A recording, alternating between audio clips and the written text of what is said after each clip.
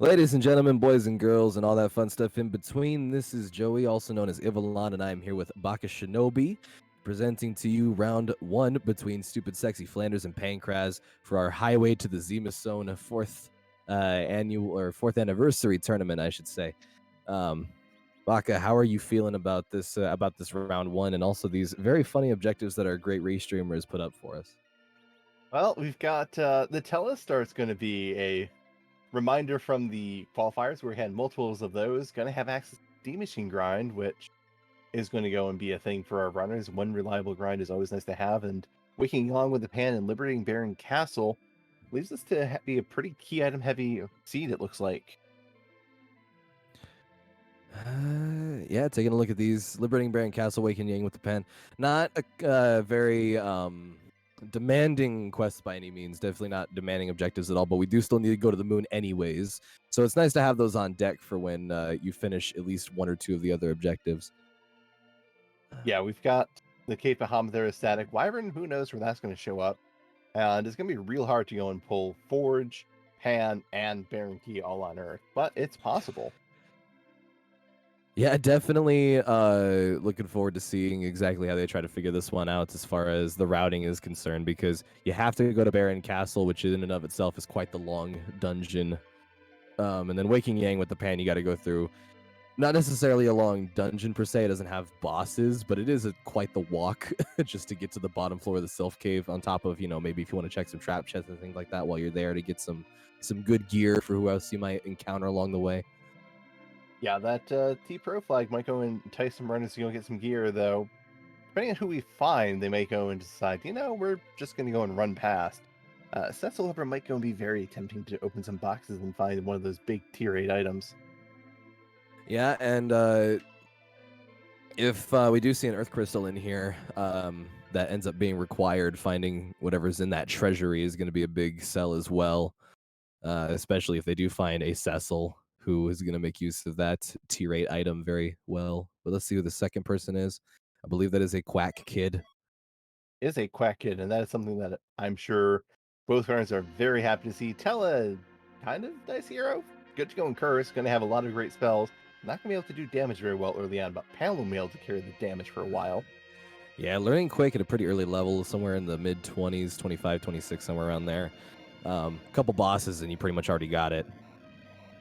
Yeah, get through Antlion to get enough for one tier 2 spells, and as long as you don't find certain bosses like Paladin or CPU, Helm can go and clean through a lot of the overworld. Another thing to keep in mind as well is that because these are the two characters that we have, we do have T maybe, or C maybe put on here, I should say. But we could be seeing like just a bunch of mages. Oh, we could have the all-mage party. Yeah, finding a Rosa, Rydia, maybe a Palom, or not a Palom, sorry, a Polem for good measure. Wizard Dancing Dagger, that's a great find early on. Yep, that Dancing Dagger is going to be a very reliable way to do damage with Porum, even without the tier 2 spells. Meanwhile, StupidSecksyFlanders is choosing to go to Evelyn, hoping to go and spike something really strong there, finding the first trap chest, not checking to see which one it is, and then go straight back in. Yeah, that's a good way to check for the trap chest. Just go ahead and reset as soon as you find it. Lightsaber in that chest. Definitely looking forward to that possible Cecil now. Lightsaber being one of the better swords he has until you get Defender. Yeah, definitely one of those swords that you're happy to go and find, because good weapons for Cecil are definitely nice on this T-Pro flag set. Cecil's just always a good character to have. Cover's great ability. He's pretty speedy, so not going to have to worry too much about his agility. Yeah, and with the hero flag set actually making Cecil almost more viable than he was without it, even with the nurse to the items, etc. It is good to see that my paladin man can get a little bit more action going on in here. But let's see what the boss is. Oh, we have Kane on top of Mount Hobbs. That's a great character to find, and it looks like it's just a couple of Baron guards. Yeah, the guards shouldn't be too bad, though. Oh, and we have a Mute Knife for Kane, so that's going to do extra damage, and the jump yeah, even better while he's jumping. Full damage from the back row with that jump on top of having all the... Yeah, it's going to be great. Though while the Mute Knife is nice, I see that StupidSecksyFlanders on the other side found a Rune Axe. I'm sure should StupidSecksyFlanders go for this Kane, he will be more than happy to give Kane that Rune Axe. Yeah, Rune Axe and Eblin is a great find, actually, especially because Mount Hobbs is going to be one of the faster areas to clear. I feel like the name Pain on Pankraz's side is quite apt here. It seemed like quick and merciful slaying of those Baron guards, and now Kane is all set to join this party. Yeah, and just checking a few more treasure chests on here. Gonna hopefully find some good pieces of gear for Kane here. He's hopefully gonna be in the air most of the time, so armor's not what we're looking for. We're trying to find something equivalent to that rune axe, if not a little bit better. Although I don't know that they can find anything better than much better than a rune axe until they get to the higher tier items. Yeah, the Ogre Axe is a good enough weapon to find. It's got better accuracy than that Rune Axe, so popular to go and have early on, and you can use a shield with it. Blizzard Spears should be around somewhere. Might even see one of those in shops. Blizzard Spear or what's the one that's just above that? When he comes back into your party, he gets Gungnir, I believe. I don't know what they call it in this one. Gungnir you can find in a gated shop, but unless we get a hook or a magma key early, we're going to be waiting a little bit to find those. Yeah. Which still is a good item. Is good to keep in mind for that Kane, because Kane's probably going to be your big damage dealer here if we can't find anybody else like an edge to take over the melee damage, which is very important for some of these bosses that have some good magic resists. Not this Dr. Luge, but no, unless you don't have that extra damage. Certainly something later on, though. Kane is also pretty quick, so that's going to be nice to have. Just don't need to go and worry about agility. He's going to be getting his turns, unlike Palom, who is a bit slow compared to a lot of the other characters. Until we're going to be casting a spell. Still not quite enough. Got to get through another couple hundred HP here. Dancing Dagger more enough to take that out. Getting into now for the real fight. Transformed Luge, who I think is actually going to get stomped before he's even able to fly off screen. Yep, there he goes. No speeches from the good doctor today. Not getting rewarded. There's just an Ashura summon. It's some good money. But unless you find a Rydia, you're probably not going to be making good use of that. Rydia does make us a pretty decent white mage, though, with Asura not having... you got a couple of different cures plus the life spell on that Asura summon, so that's pretty good, actually, to make Rydia into a white mage if you don't have Porum or Rosa to take over heals. Yeah, definitely a good bit of utility, and that Leviathan summon being moved to tier 6, you don't feel too bad finding Rydia because, or excuse me, tier 5, there are a lot of shops where you can go and find a Leviathan orb for sale, and that could be a big swing for some early damage. Ogre X for sale at a big hit. Ooh, I'd buy that. Oh, he's getting rid of all of his good stuff for that. It is an Ogre X though, so hey, if it's worth it to them, then it must be something that we're looking for. Pankraz is Ogre the Moon for it. All right. And is getting ready to start the full defense as well. With bosses for this little bout here. Oh, and in the meantime, looks like StupidSecksyFlanders got himself his cane. We have the Elements fight, which is a nice fight to find here. Yeah, it looks be like Pankraz chucking the mute dagger on there for that extra +5 intellect. Looks like Pankraz might be trying to just one-shotting the elements, not going and taking any chances. All right, let's see here. Nothing substantial on the level ups, but we will get to see what the item is that you get from the king there, which could be a pretty decent item. That Luca key is not the favorite. I mean, having warp on Tella is going to be very nice for that, but not the way underground. Two checks remain. Ordeals is looking like it's going to be a pretty big play here next to what's the other spot that's up here? We've checked Hobbs, we checked Antlion, we checked Fabul. I guess all that's really left is what's really left is Ordeals. Yes, the inn. Got to find out who that character is taking over for mind wiped Yang. Yeah. I'm curious as to where Pankraz is going to go. StupidSecksyFlanders is going and finding a number of good J items in the back part of Antlion Cave that Pankraz skipped. A vampire and a Gaia drone could be very helpful for this ordeal that Pankraz is going up now. Oh yeah, Tella having to go through that fight on his own could be a little rough without the spells that he gets from completing ordeals. Yeah, it gets real slow, even if you have a power staff for Tella, because tier 1 spells do not do very good damage on Tella. No, especially not to bosses that exist, you know, when he's not exactly meant to be dealing damage because you got Palom in the party for that. Exactly. A little bit of a safety save going on here just in case, checking that first boss. Let's see who it is. It is Asura. Another boss to be happy to go and have the rune axe for that Pankraz does not have. And then on top of that, it's in a very good spot as well because this says, you know, without reflect on that Tella, who will be learning that sometime later. You're going to be definitely very happy to have someone that can just jump on that for thousands of damage and just hopefully get all that out of the way right away. Although he does have the mute knife. He doesn't actually have the rune axe. That's on Flanders' side. Yep. Mute knife is still going to go, 726 damage. Nothing to go and sneeze at. I don't know if it looks to be enough for a life block, though. Yeah, there's the life 1 coming out, not going in, switching to Cure 4. Is switching to Cure 4 at this point, though. Palom was a bit too slow for the Cure, while we see a Mylon and a duplicate Palom in Baron Inn.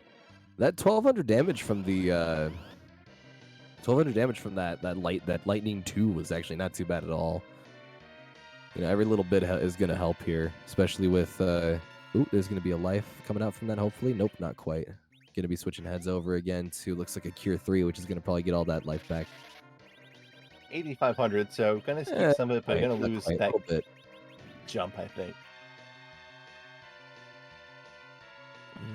And Mylon's E goes down on Flanders' side. We're getting a couple extra levels here, and now we got a it's a CPU fight. That's interesting. CPU swapping out for that Yang fight. StupidSecksyFlanders is probably able to get through that without too much issue, as you might not be able to use Palom's damage, but Kane's gonna be able to jump, and you do have Cure 2 on Tella. That's gonna go and be probably enough to just take this thing out.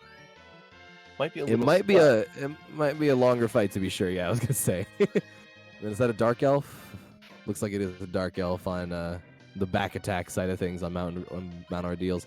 Not a terrible fight to run into, especially because I don't think the magic damage is gonna be too terrible here. Yeah, that wasn't bad at all. Then a mute dagger is actually gonna. If he's having Kane jump, then that's not gonna matter quite at all, actually. And then the Piggy, however, is gonna go and hurt a bit on that's gonna be bad. Piggy on the Palom, definitely not the greatest thing that you're gonna be wanting to see here. However, Dancing Dagger, you don't need to be able to cast spells to use that, so very lucky on that side of things. And then gonna be doing another triple threat here. Not too much damage gonna be coming out on this side, thankfully. And then on top of that, you got a lot of damage coming out from Kane and stuff like that. So this shouldn't be too terrible of a fight at all. Nice queuing up there of the Cure 2. Yep, we got changes happening now. Palom's going to throw the Dancing Dagger. I wouldn't be surprised if on Tella's next turn we go and see a stop come out.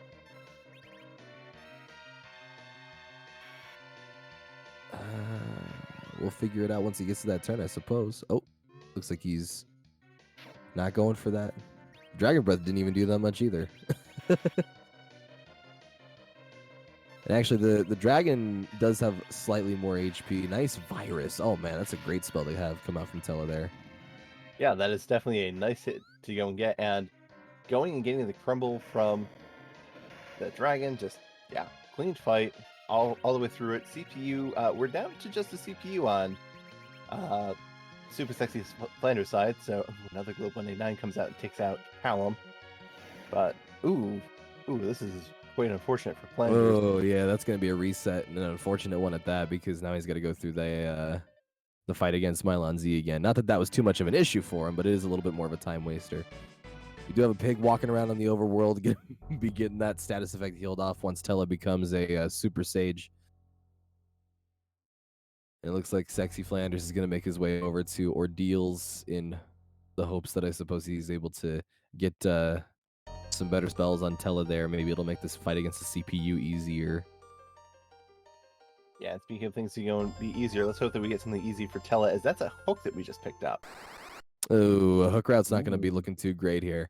You will get a character from Cave Eblin, which is pretty nice, but yeah, that's going to be no bueno. Oh, it's a Mist Dragon. It's not terrible.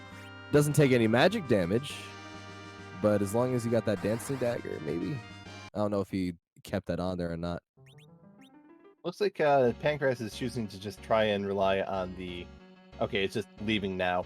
Tried to go for a virus, leaving now, just doesn't want to go and take this fight, and doesn't have any AJ items to kill it, so not surprising, knows that the hook is there. Gonna go and be curious as to where Pankraz goes next.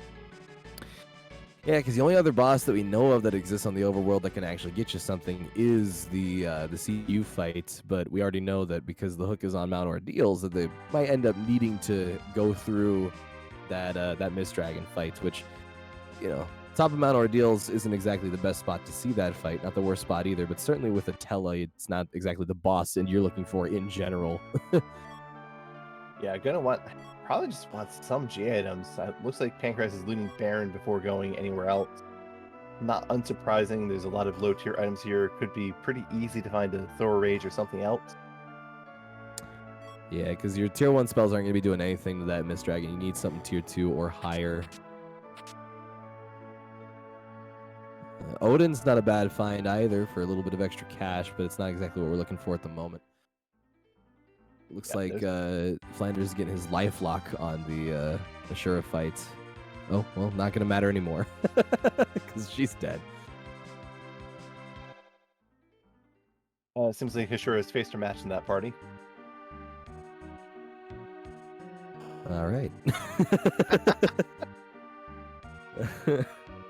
Pankraz going and looking at Damsian for more lower tier items, and hey, a change rod, that's nice. Black sword would also be nice if we had a Cecil. Poison axe, not terrible at all either, but we do have that ogre axe, so kind of takes precedence over that, huh?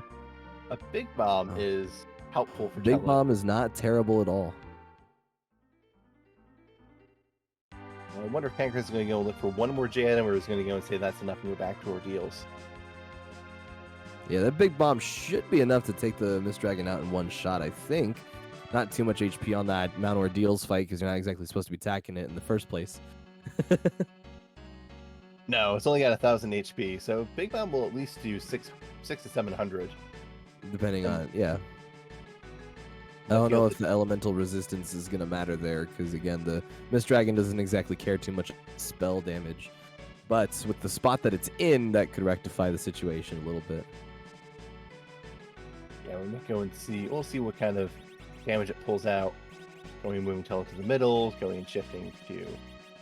Going and giving Tella some equipment. That makes a fair bit of sense. Because Tella did take 100 damage from the back row even. Yeah, and there we go. Gaia Hat and Wizard Row should be good enough to mitigate some of that damage. You should be seeing, like, I don't know, maybe about half the damage she was taking, 50 to 70. I wouldn't be surprised if Tella starts going and taking very little damage, agreed. Especially being in the back row, taking half on top of half. Yep, doubling the defense, having the accuracy. Oh yeah, the accuracy gets getting reduced as well. He didn't give him the change rod, but that shouldn't be too big of an issue because he's planning on using items anyways. I don't know if the bomb damage scales with the user's intellect, or I believe it is wisdom in this case. It is. Oh, change rod is still in the inventory, I suppose. Yeah, but 141 damage. The firebomb doing much less than I expect Pankraz is hoping for, and going and putting on the change rod. Might be going and see if the big bomb can go and be used. Going and trying to ice one. Ice one, you're going to be seeing doing probably 30 damage. Oh, 56. Better than. That's not terrible. It's not terrible. He's turning into mist, gives him a little bit of time to heal up, kind of figure out what his strategy is going to be. Maybe do a little bit of menuing on the side as well. Putting Blink out. That's probably a great idea. One of those hits hitting for half of Tella's HP. Yeah, that's going to be pretty safe and leave you reliably in a reliable position to just go and attack Demus without having to worry about getting knocked down. Gonna try out lightning this time. With the change rod on, you should be seeing a little bit more damage coming out on the level 1 spell there. 70 damage, not terrible at all. That's about what you want to see. Yeah, tossing the big bomb now. This will be Only 500 damage, so we're gonna have to go through another 300 Yeah, damage. 500 damage gonna need to go through. He's done round 7 to, I think he's done a little over 800, so we shouldn't be seeing maybe 1 or 2 more casts of a couple spells here. Should be able to take it out just fine. Yeah, meanwhile, StupidSecksyFlanders is going in there with... He's got a vampire and he's got a Gaia drum. So he's Yep. gonna be able to clear through this pretty easily, methinks. Not gonna be able to get it before the first miss though, which means that these runners are gonna be neck and neck at this point. Both of them having the exact same amount of checks cleared, with a little bit less on Pankraz's side, as he hasn't gone through the Eblin cave and found that rune axe. They'll probably be a little bit slower here once they actually do catch up to each other. But that Thor Rage should be securing this kill. We'll get to see what our key item, as well as the getting those spells on Tella as well. Yep, I wonder if we'll see a Demon's check first or an Eblin cave check first. I'm thinking probably Eblin Cave. Probably Eblin Cave, because he's got the hook. Probably going to try to dive that. Don't know. It's tough to say. But both players almost in lockstep with the gaining Meteo on their Tellas and ready to go and get back to the seed. Yep, just a quick jaunt back down the mountain, and we'll see where this takes us. Thinking about what key items are kind of left here, it would be nice to, obviously you want to see like a pan or something similar at the Yang spot, or the Baron Inn, I should say. Yeah, that'd probably be the best case scenario, because we already got that we already got the that hook with us. A Darkness Crystal wouldn't be unwelcome either. Maybe pick up 2 more characters and just barely demachine grind to absurdly high levels and laugh whatever is in the hook path. Yeah, that is a good point as well. Having low HP means the flame isn't going to do much damage on those clockwork dragons. Just making sure that you have someone that can do some heals, and hopefully we find a white mage up on the moon, if that is the route they decide to go. Yep, Pankraz not going to the hook route or the Demon's check, just going straight to Baron Inn. And meanwhile, StupidSecksyFlanders is going to ejecting Demon's right away, because StupidSecksyFlanders knows that it's Mylon Z into CPU here. Oh, and because we defeated a Demonist, I didn't even think about that, but that's a good point that SexyFlanders just brought up without us even needing to bring it up. Twin Harp, that's interesting. Oh, Will yeah, he be will he be the hero we deserve? Oh, that's going to be a hard question. How much do you like going to Twin Harp with this team? Not very. Checking the boss here as well. That's interesting. Checking the boss here. It's a plague. Yep. I guess that takes plague out of some other spots where it would be much worse to find. And it's not Wyvern, so that is an objective that we're still hunting for. Yeah. But now Flanders going to go to Damsian, or looks like Damsian, or Flanders is going north. Going to check Waterfall, maybe unmoor the hovercraft. Might just go and do that for yeah. I'm thinking probably checking the boss of the waterfall here, seeing what it is, and then picking up that hovercraft. And it is the 3 imps, the 3 dark imps from the Tower of Babel. All things considered, those are kind of free bosses to go and be skipped. Oh, StupidSecksyFlanders has not done Fabul Castle, so going to go. Oh yeah, he doesn't have that Luca key. I didn't even notice, but yeah, you're right. He doesn't have that Luca key, so taking a look up there, and Fabul gonna see what there is to see, get himself his Luca key. Yeah, and we see Pankraz going to finish off that CPU, so we'll see what the key item It was here a pretty is. clean CPU fight, actually, as well. That was amazing. Yeah. It's a Sadly, not Baron gonna be key. able to get the... Oh, who randomized this? Callum is apparently recruited as a captain of Baron today, which is rather interesting because he seems to be playing both sides. Yeah, it's a great... started out in Baron Castle, came to the Baron Inn, has the Baron key. Palom is definitely representing both sides of the kingdom today, I suppose. Oh, this is going to be hopefully a pretty good set of treasure chests here. Assassin dagger, not a bad dagger for Palom, but also not exactly what you're looking for. Didn't even bother to grab the chest in there either. Yeah, those assassin daggers might be helpful later on with the +5 agility. Go and have some agility manipulation tools for later in the seed or middle in the seed.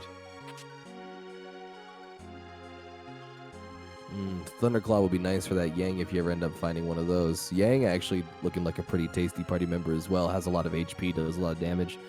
Fills a similar role to Kane, but does it with a little bit less jumping, a little bit more finesse. I'm sure Pankraz would love to go and find a Punch Mage and a White Mage. That'd be a perfect way to round out this party, to be fair. Yeah. Was that turning encounters on? I didn't see what the menu was there. He hasn't gotten into any encounters though, so I guess it wasn't that. I didn't see what he did there. He might have been adjusting his battle speed. Oh no, he turned on encounters. Oh, he probably remembers he did. who the boss hero is, and I'm thinking I don't know, going and just killing off one of these enemies. Probably does need a fight or two just to get some extra levels on that party. Try to get Quake for Palam maybe before anything else terrible happens. Virus is a great spell to have as well. Yep, good heads up play from Pankraz going in, realizing he was just shy of Virus and taking a fight to go and get it. They'll definitely speed up whatever fights are in Baron Castle. Yeah, both of them are going to definitely need the help of some good black magic here, probably. Putting the Mute Dagger back on Kane just in case. Moving everybody to the front row, which is an interesting decision.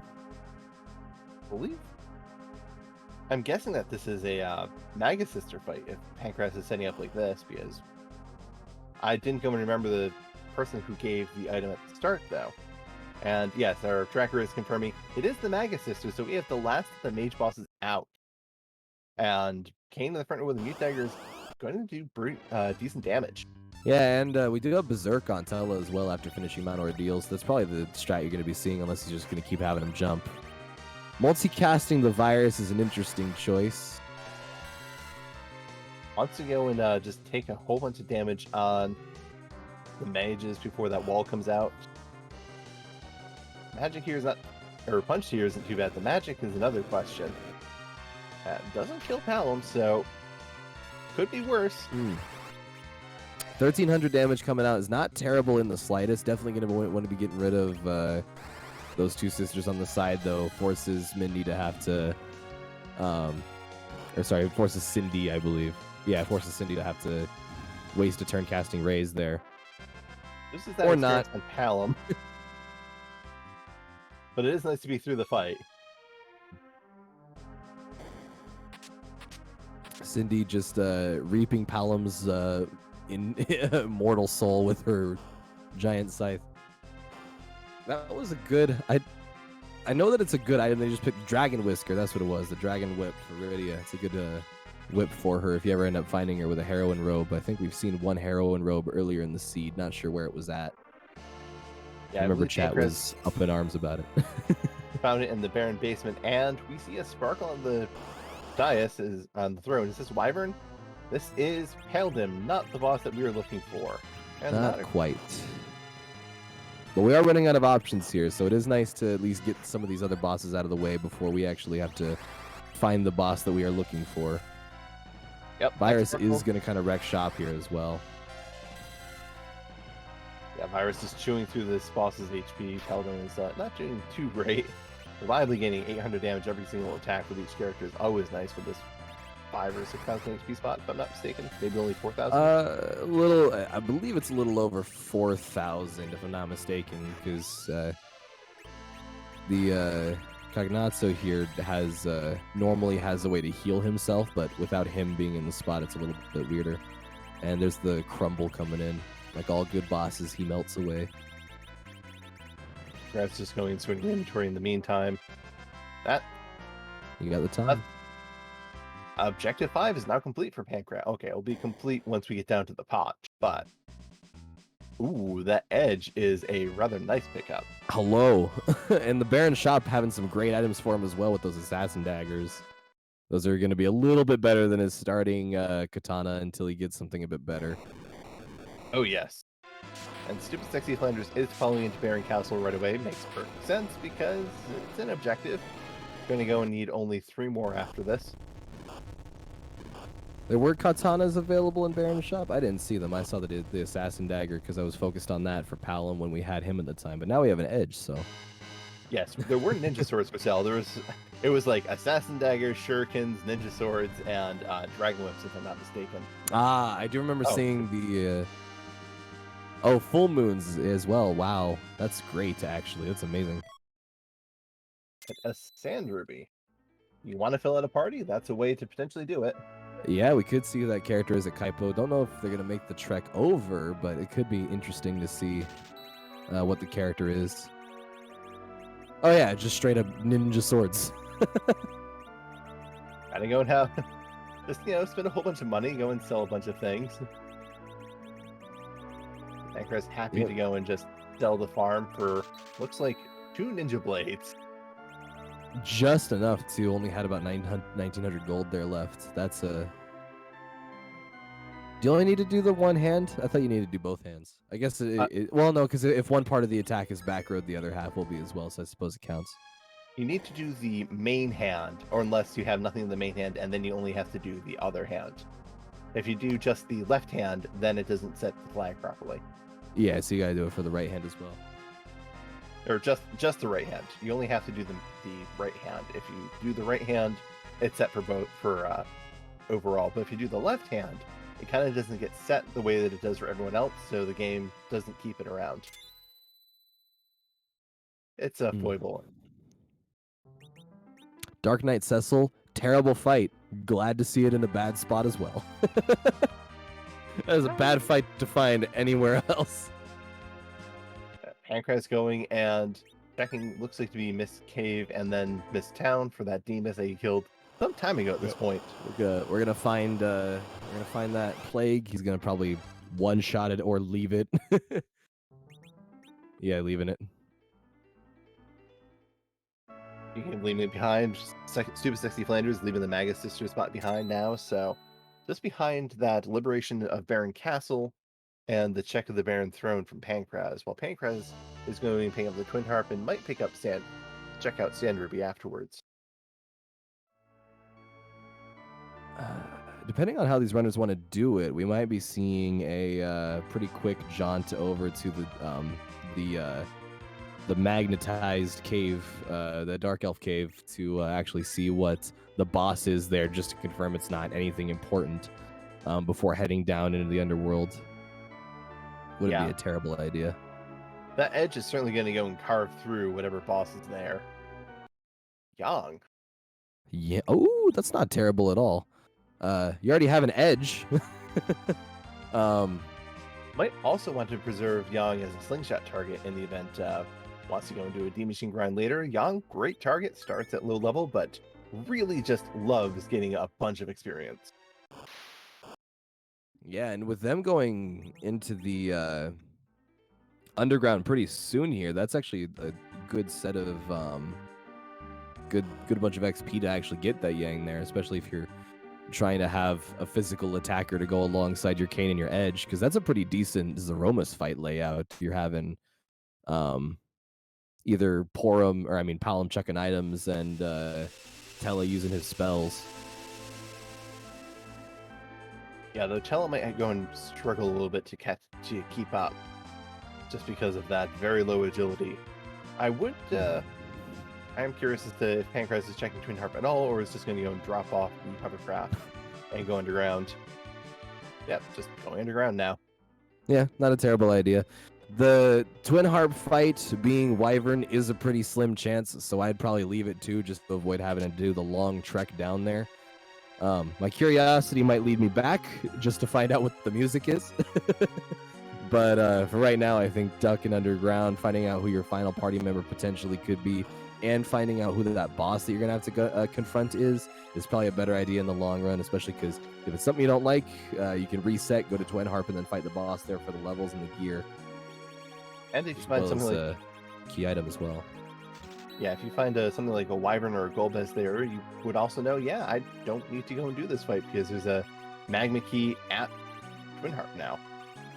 Or it's Magma Key to Earth Crystal and you have a really long Twin Harp. Yeah.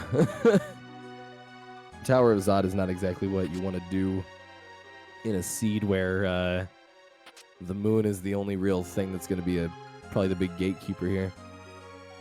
Yeah, but FF4FE picking up a curse ring for the first chest out of town, that's going to be very nice to toss on that Tella and secure that you have forget it. Yeah, have a favorable agility setup. Not checking any of these other chests for fear that any one of them could be trapped.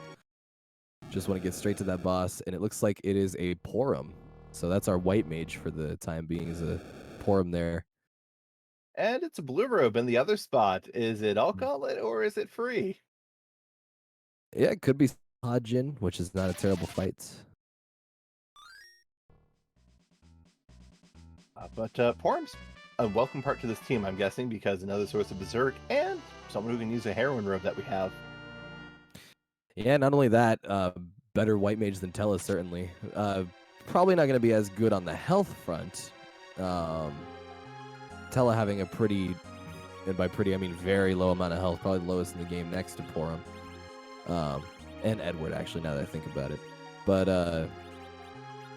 yeah, we will be seeing, oh, he's switching over to the mute dagger as well on there for some reason.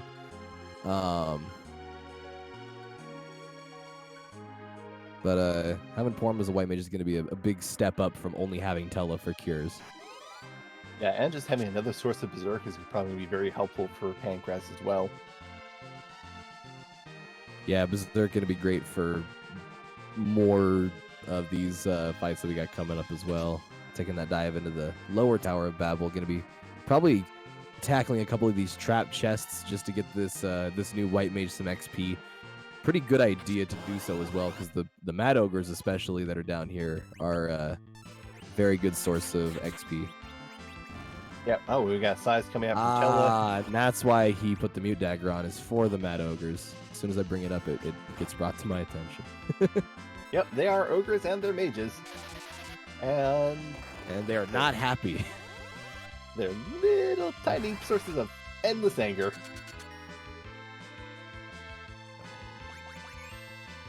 Form's being brought up to hopefully survive this fight and get some experience. Imagine oh man, little damage coming out. That's a lot of damage coming out from yeah, not a lot of damage coming out from them on that.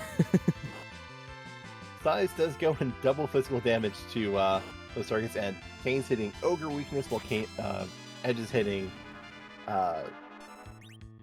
mage weakness, and mage is weakness. Stealing Bacchus wine as well. That's a great idea. I respect it. I respect the grind. Minied enemies are very bad at stopping your steals from going through, so you can just kind of steal from them all you want. Only plucks a couple before moving on, but those couple could be very helpful later. Oh yeah, definitely. Porum getting all those levels, gonna grab Berserk, gonna grab Exit, which is another great spell as well. It's amazing.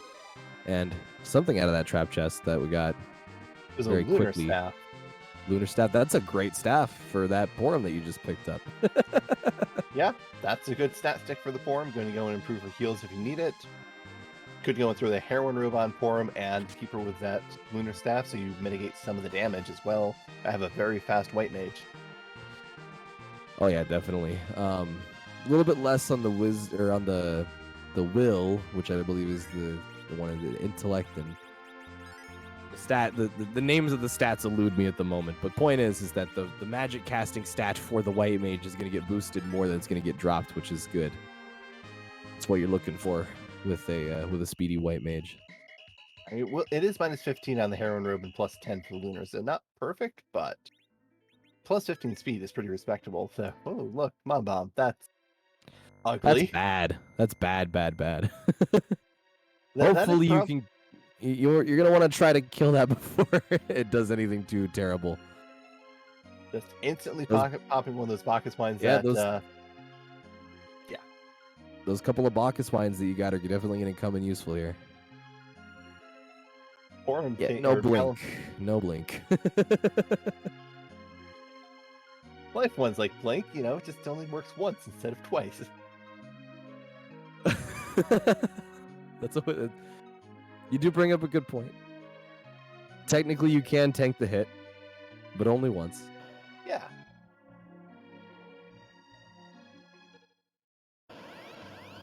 While Pankraz is going and diving the hook route, StupidSecksyFlanders is diving down the music route. Which I believe means we have to stop talking to find out what this music is going to be. Sounds like heresy. I should go and keep talking forever.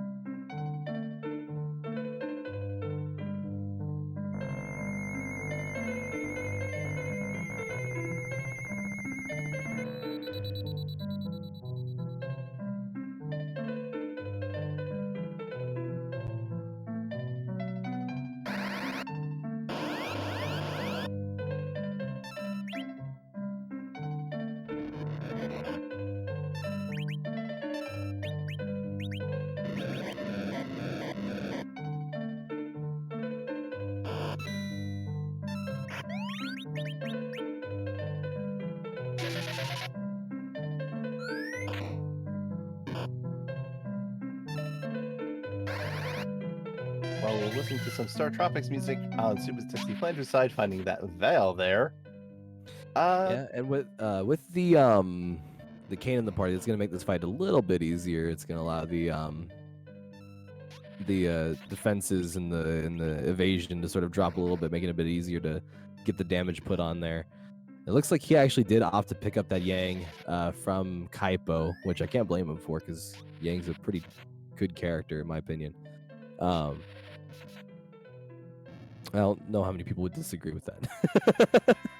But they do drop the Val pretty quickly there. Gonna get a lot of XP for these guys right now. 7K is a lot to go around, and unfortunately, with the poor or Palom, I mean, being down on their face, they are not going to be receiving anything from that tower key. That's a good item to find before you dive underground. Some pretty good encouragement to go and do tower right away. And Yeah. that said, speaking of things to find, we found out that, yep, it's the Elk Gauntlet here. We are going through a series of 5 random encounters from the nearby area. Which in this case, well, first off, it's going to give a lot of XP because the fights in this area are much better than, level 10 and 12, which is what the party was starting at. I think you're like level 20 or 30, somewhere around there when you actually get to this point in the game. So this is going to be quite a good amount of XP for these characters. Palom learning Quake is going to make this go by a lot faster as well. Yep. Oh, poor going knocked down, unfortunately. Missing some experiences. A bit painful for the small child, as she's going to need a lot of it to go and learn her next useful spell. Yeah, hopefully if she stays on the ground for long enough, she might end up just getting slingshotted. Yep. This is a very good grind fight if you decide to take it, but it looks like Palom's just gonna quake him. FF4FE says, yeah, we're going to go get enough experience from this. Let's just keep going. Yeah, might as well. No point in sticking around, I suppose. Speaking of not sticking around, StupidSecksyFlanders, just heading down the hook route. No other options are left. Egg, I believe, which has a Lamia in it to point in the game. Or not a Lamia, but their equivalent of whatever it is in this area. Goes down in one fell swoop. Doing a lot of menuing here while this Quake animation's going off. FF4FE is known for going and cleaning up his inventory very nicely and be able to just very quickly go through shops just about as quickly as he went through this Alt Gauntlet. FF4FE at 41 minutes, 20 seconds about getting through the Alt Gauntlet and heading underground, but does not have the tower keys StupidSecksyFlanders does. Which means that this could be a little bit of a misplay on FF4FE's side of things, but if it turns out music doesn't have any value like it usually doesn't, then that could be a really lucky break for FF4FE, who can just kind of go through the rest of these underground areas, find himself the key item that he's looking for, and then hop out. Does probably need to dive twice into the Sylph Cave, getting the first key item from Yang's wife, Sheila. Yeah, might be going and planning actually running Twin Harp after that because you're all going to be weakened and easier to go and take down. But we did see that there was a lunar sparkle on top of that tower. That is a 1 in 3 chance of being Wyvern. That is very true. On the other hand, Keyless Tower is an option. Don't know if he's going to go for it. Probably not. Checking Checking the Dwarf Castle is not a terrible idea either, especially because boss there is actually pretty easy when it's not Golbez. Only a 3,000 experience or HP in the second slot, 8,000 in the first slot, but it's quite slow, so not terrible to do. And it is 2 boss checks, which, when you're looking for Wyvern, feels good to be able to get those out of the way. Yeah. Definitely want to get that fight out of the way as soon as possible. Heron Robe getting put on the Porum there. Lunar Staff going on there as well. Much needed stat boosts for that white mage that keeps hitting the deck. And, just want to go and get that Berserk out. It's Vanilla Dolls. Dolls. Who randomized it? I don't know, but we may want to request a refund. They're not going to survive long at all. The Palo who's going to go and say, "Would you like to go back down to the pit from which you came?" Yeah, that quake is gonna send him straight into the Shadow Realm. It's ironic, because that's where it's going for Blitz too. Not even getting a wait for Quake. Ooh, and a firebomb too, man. These dolls are not gonna have a good time. All sorts of getting played with, it seems.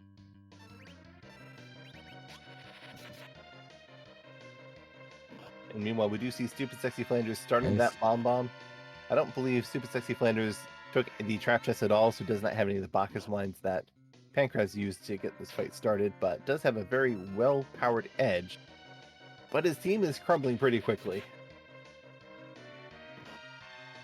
Yeah, unfortunately, that fight looks like it might end up being a reset on the side of Flanders, which, yep, there it is. Didn't even actually kill the edge there, but wouldn't have lasted one more swing. And then on top of that, you have the... Ooh, that's an Odin.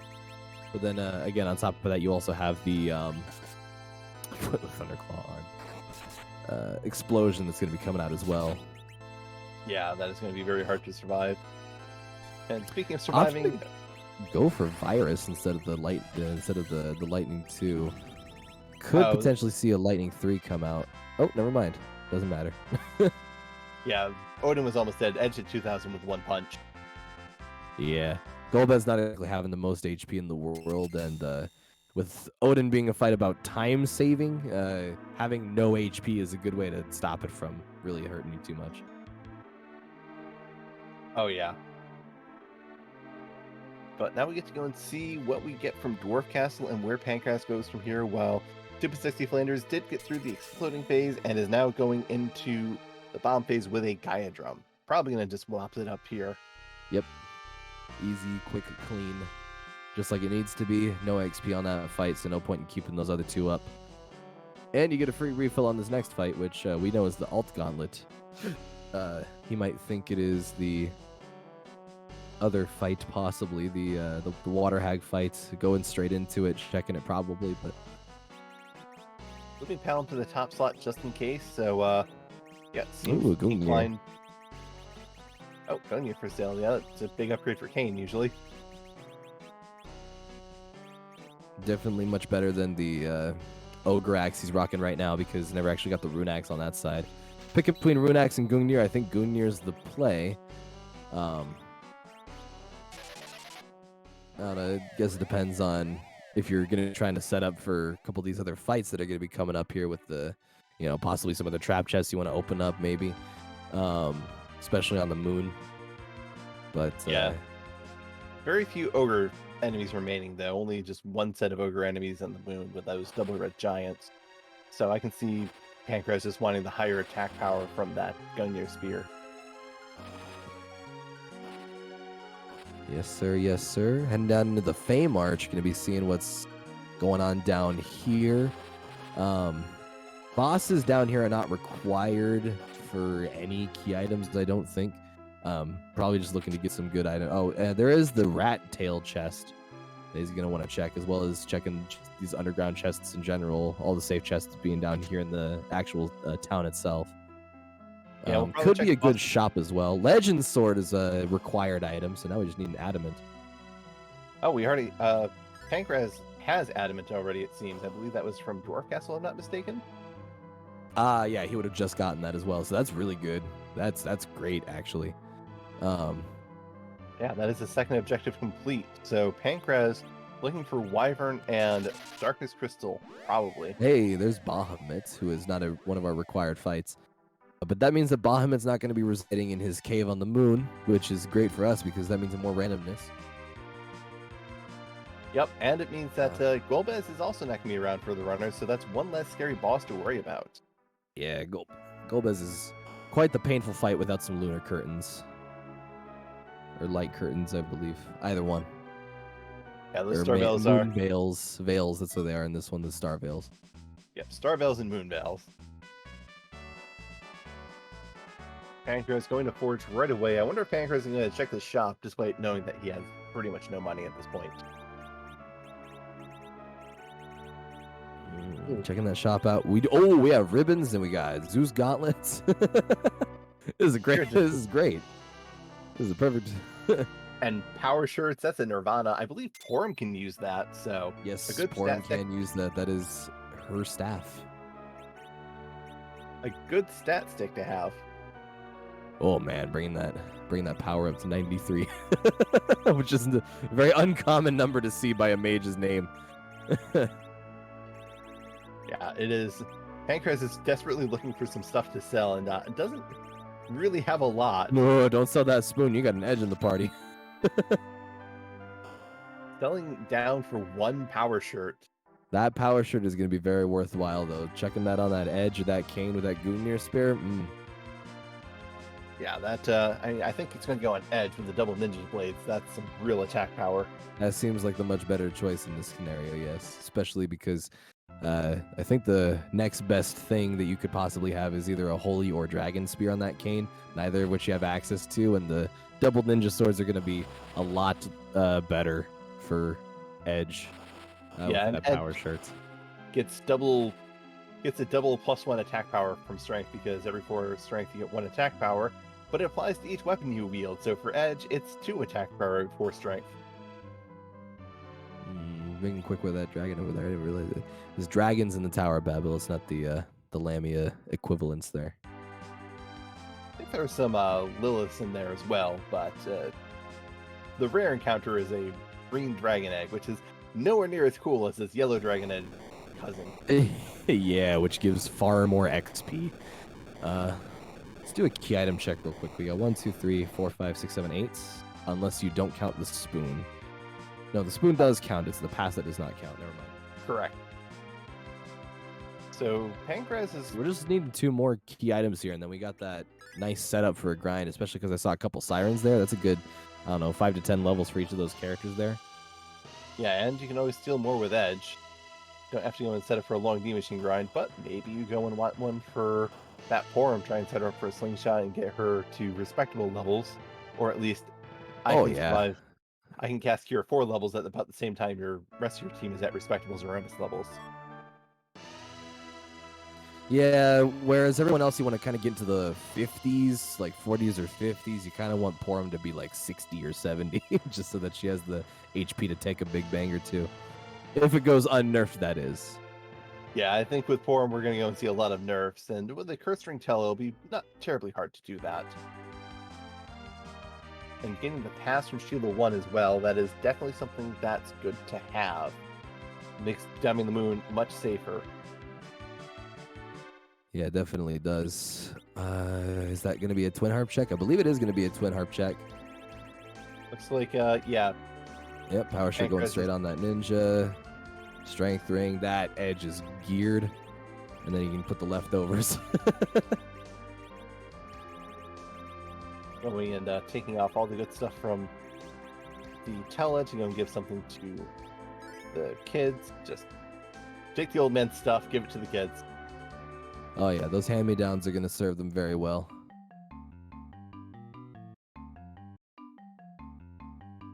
And StupidSecksyFlanders Underground has the, I believe has the Legend Sword from the Feymart, unless he has to go back in because he missed that chest. I think StupidSecksyFlanders walked past the chest and didn't go and open it. Not like I haven't done that myself, it just hurts when you do that anyway. Yeah.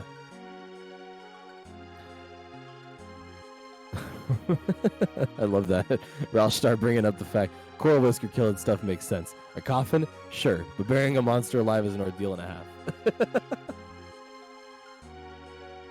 Turn them to stone. It's not that hard, I'm guessing. Coral Whisker, quite a lot of characters stuff into one item for an SNES game, which is probably why they went with coffin. Also because Ted Woolsey, but his translations are a godsend, and I'll die on that hill. It's pretty hard to go and understand what those Coral Whiskers are, in my opinion. Not immediately apparent.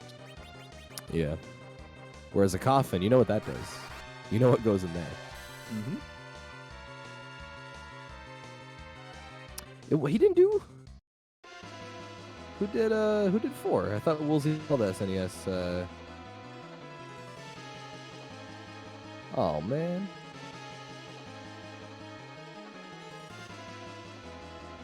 Oh well. Flanders looks to be going to Dwarf Castle. Is going to go get the Adamant. Is going to go and be getting that objective number 3. While, oh no, Flanders is choosing to walk away and is going to do an egg first. Probably wants to get Quake on that Palm. Yeah, Palm only has. Yeah, Palm is just below Quake levels.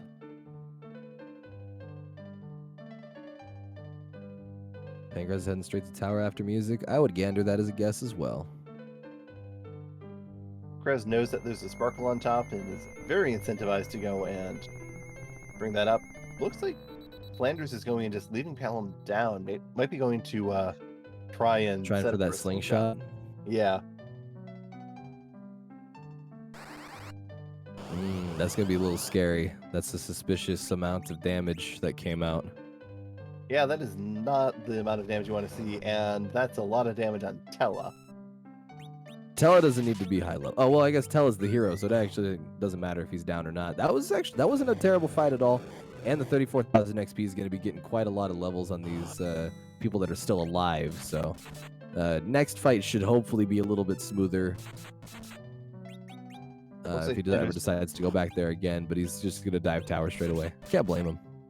Yep, looks like Flanders wanted to just do one fight to get going. For a second there, I thought that was the Palom swinging at the Val to do over 2,000 damage. No, it was the edge, but that looked really weird out of the corner of my eye there. Look, we all know how strong Palom is. He's got all the enemies quaking in their boots. Wow.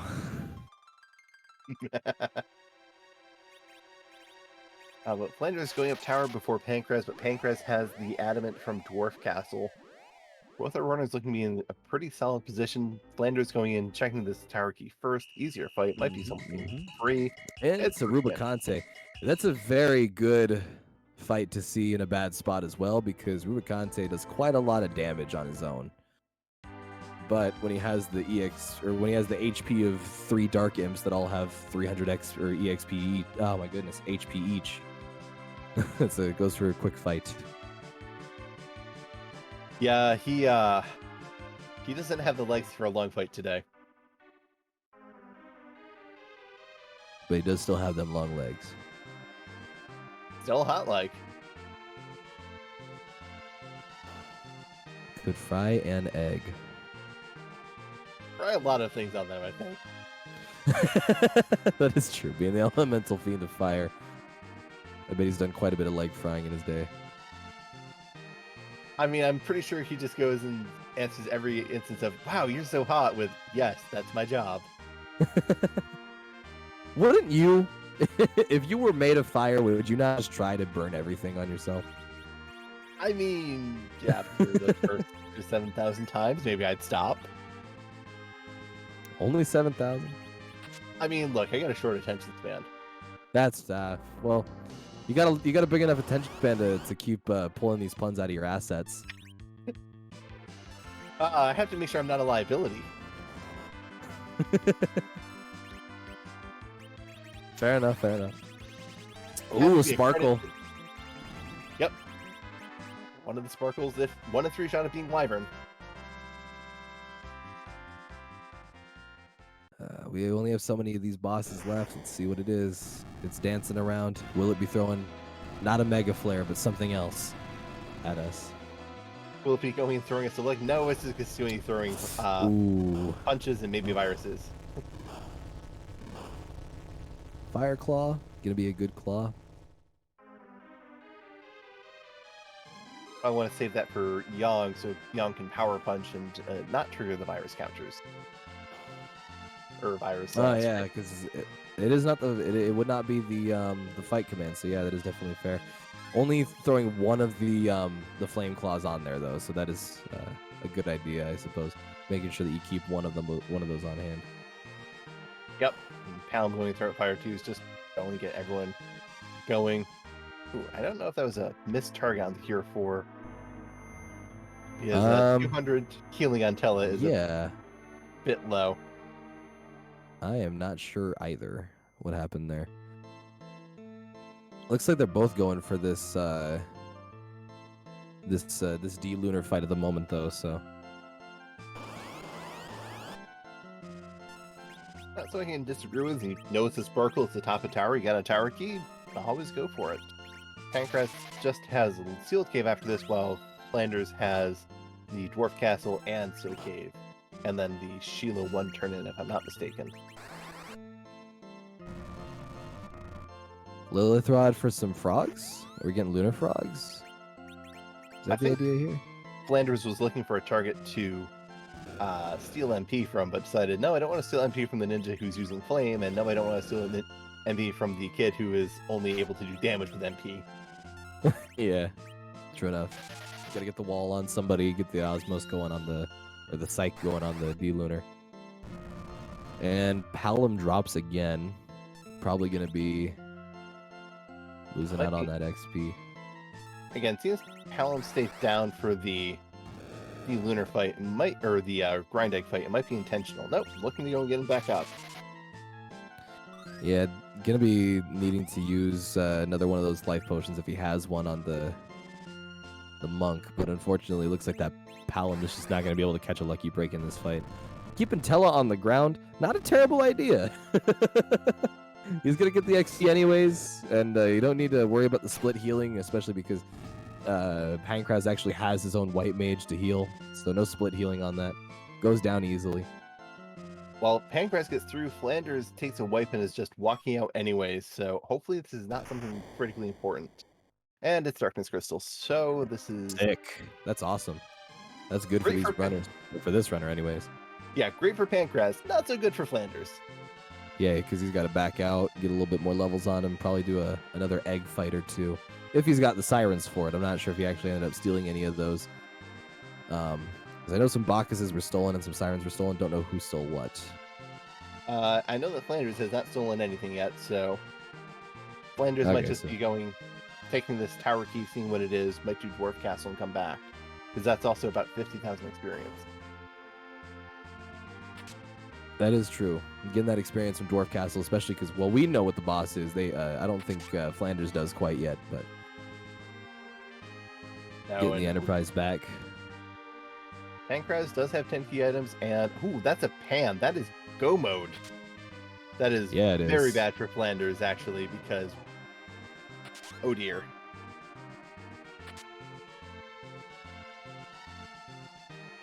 Pankraz is going to be making his way down the stairs right now, meaning he's going to be getting that pan. So now that he's got the adamant forged, he's got the dark crystal. All he's got to do is get to Cave Baha, and then he's a one man.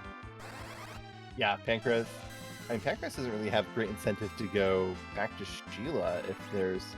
Is there a Pinktail, maybe? I don't think there's anything else that's terribly interesting for Pankraz. We also have...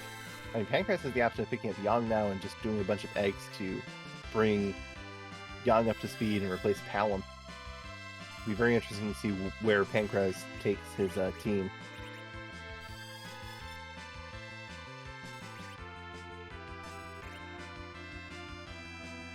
But StupidSecksyFlanders getting a free Gungnir Spear from the Pan turn-in from the Sylphs. Going above ground, we'll be able to get the pass from Sheila 1 and whatever the second key item is.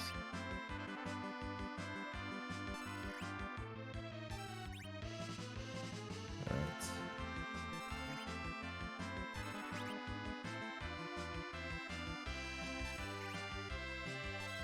Looks like Flanders is happy to go and do some shopping. Just go and probably wants to pick up some supplies, maybe need some tier 3s. Cabins are an important item to go and pick up.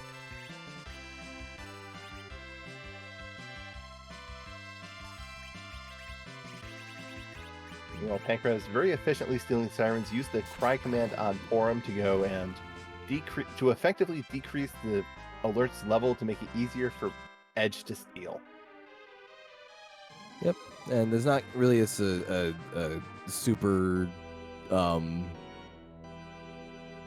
was trying to think of a word starting with S, and now I can't remember what it is. So I'm just going to say a very important, significant. That's what I'm looking for. There's not a significant amount of XP for those characters there, meaning that keeping them down while you have Edge do all the stealing is not the worst idea in the world, especially because you're gonna get that pan right now. Well, he doesn't know that yet, but he will in just a second here. So now he's probably thinking, well, I got the sirens, I got the pan, might as well get the grind fight out of the way.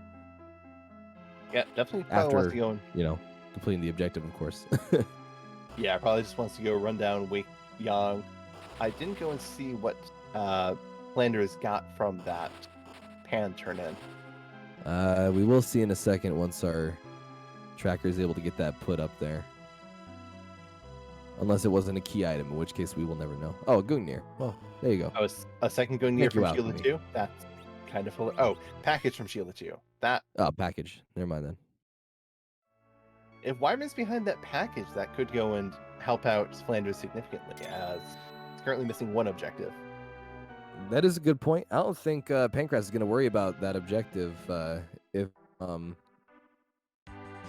he ends up getting the package. He might just go straight for the moon because, all you got to do is complete Cave Bahamut, find Wyvern up there somehow. You just need to go and complete Cave Bahamut because you just need to wake out. Oh yeah, because he got the pan done. So there you go. Just beat Bahamut's cave and there you go. Yeah, it looks like Wyvern or Pankraz is choosing to go, and 12 Sirens going to go and bring up team. It looks like, and start taking them out. And is not choosing to go and pick up Yang from the bed. Just wants to go and get started with this team. And it's a good team. Nice little balance here. Could probably do some mixed strats.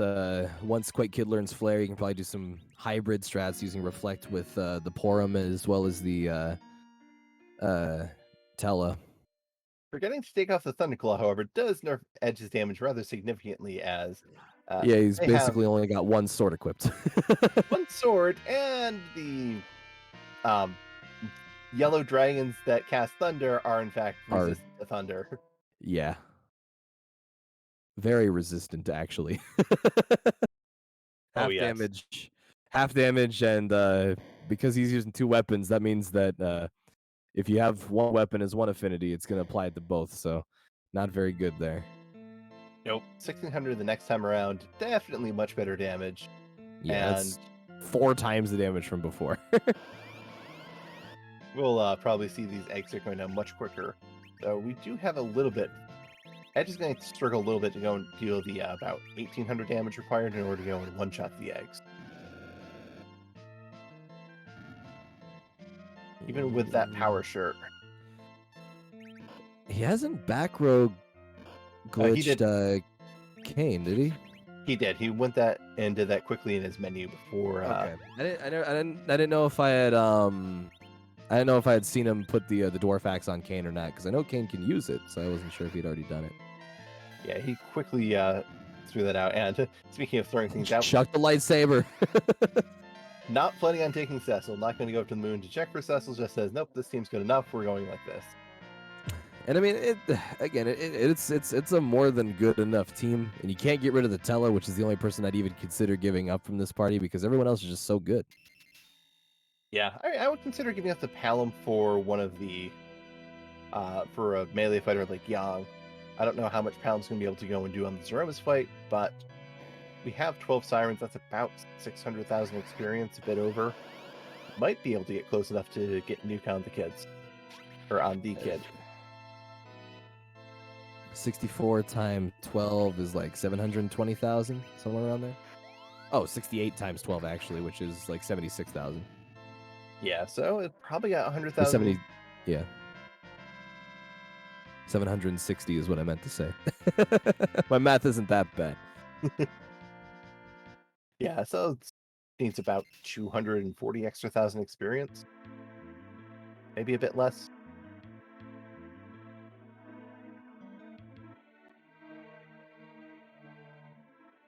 Six more Sirens is going to put him well over the threshold, I think. Because that's going to be 2 to 3 levels about every fight. I think they're in their 30s right now, high 30s. So just a few more fights there should be more than enough. Palom learning Fatal, I think, means that he's in his 40s now? Yeah, 46. So yeah, it takes 900,000 experience total to get Palom to Nuke.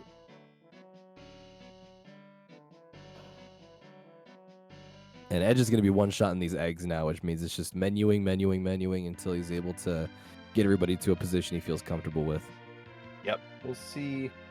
I'm curious how much money Pankraz is going to have if he has enough to go and purchase another power shirt, or even be able to purchase a Zeus gauntlet. Probably not. These eggs don't give too much money. Nah, they're more of you crack them open for the XP. You're not looking for the gold, really. 1,500 gold, not enough to really do much of anything. Although, because he doesn't have to worry about any of those other characters joining the party, he could probably sell off some of his other high-level gear that would have been used for somebody like a Cecil or a Yang. Yep. But, or even Iridia, for that matter, if he has the any of those leftover summons. I think he sold all of those already, though. Yeah, I believe those have all been sold. There's Meteor and Palm, so 2 more levels, and Palm will go and have Nuke. Kind of amazing that he learns Meteor before Flare. Because Meteor is supposed to be the ultimate spell to end all spells. Then Palom seems like the type to go and skip to let me go and get the super big impressive one, and then neglect getting the really strong spell that's actually better in these situations. Yeah. Meteor being Holy Elemental is still probably a really weird thing. To me, anyways. Like, rocks falling from the sky isn't exactly what I would call deific. I mean... Hey, there's a nuke. Yeah, there's nuke for Palom. So, yeah, these kids are ready to go.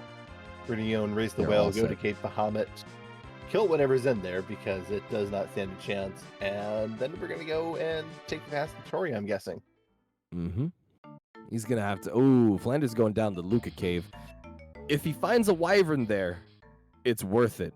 If not, it's a very, very bad dive. He finds... Oh, at least there's only 2 chains that you can follow. Earth Crystal and Rat Tail. That is true. Only going to find those items. Not going to go and find a Darkness Crystal there. So, not going to get rabbit hole that way. And Darkness will be Flanders go mode. But it just comes down to when Flanders goes back up tower.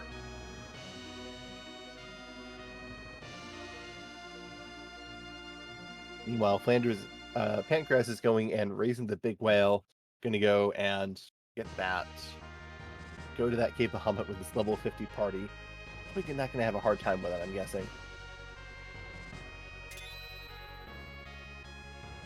The whale's coming up, going on to the moon now. Might check the Hummingway shop for some possible good consumables. But other than that, you're just looking to go straight for that. Ooh, it's a wizard robe. That's bad. Gotta check the boss. Just gonna go straight to Cape Bahamut there. Yeah, I don't think Pankraz is interested in anything else. Does need to sleep though. That's Leviathan. Oh, Leviathan. No value in Cape Bahamut. Ooh, okay, Flanders probably did save outside. Just He's got a couple saves there. We got to figure out which one it is. I think it's that one at the bottom. There it is. Yep.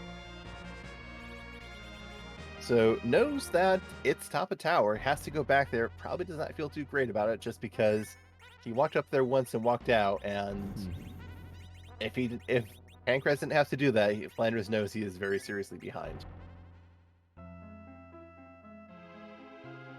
Looks like Pankraz is getting himself set up for pretty much every boss fight that comes from now on. Not going to be opening any of these chests for behemoth reasons. Although I think those are only in Lunar Subterrane, but still. Yeah, there are no trap chests in Cape Bahamut, but I don't think Pankraz is really interested in opening his inventory again. You don't really need anything from here at the moment. Speaking of not needing things, Pankraz is probably going to swap on a Thunderclaw and not need to worry about anything else. Oh yeah. Might be slightly from orbit. That white is going to be useless in this fight. Yeah. Would like Porum to get a little bit of action on that side of things, but probably not. Because I don't know why the octopus is strong against Holy. Oh, it's because things that are weak to darkness are strong to Holy, and every early boss has to be weak to darkness so that Cecil doesn't look completely useless. That is a fair point. Antlion also, I guess, would be weak to, or resistant to Holy in that case. I don't think Antlion is weak to darkness or resistant to Holy. But maybe I'm Oh, except Mom Bomb, right. Mom Bomb, for some reason, is weak to darkness, but does not absorb holding. Interesting. That is weird. Final Fantasy IV is a very consistent game.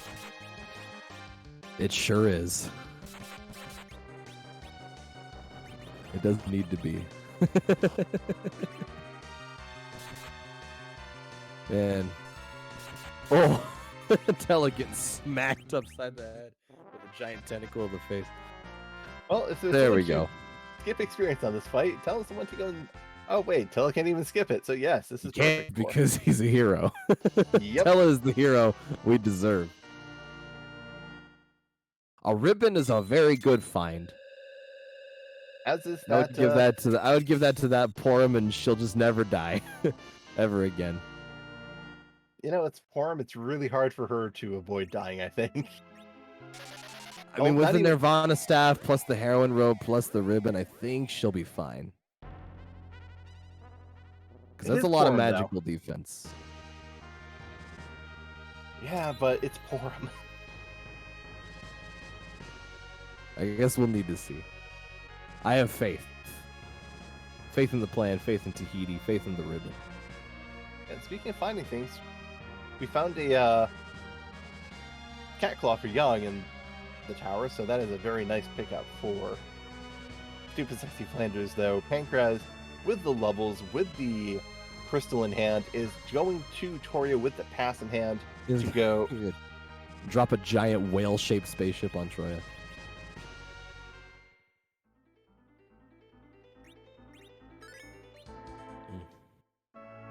But we are getting to the point of the siege where we have to ask a rather important question.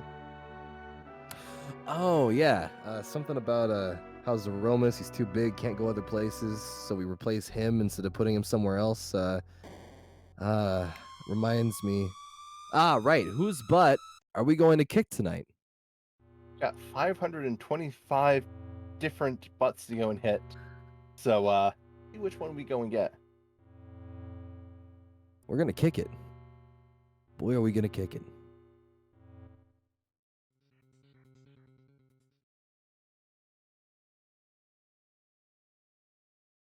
Put your bets in the chat. Ralstar says Breath of Fire. Zeromus. Could be Shmoo. Could be.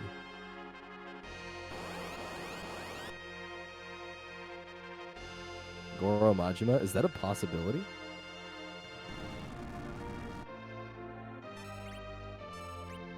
Goromus?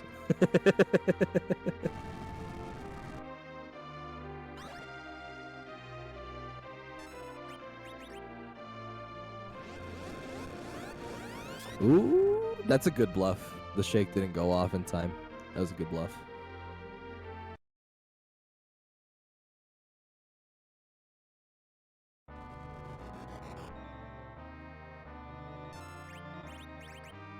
Oh, it's too big. It is the creator from Final Fantasy IV The After Years. Not cute at all.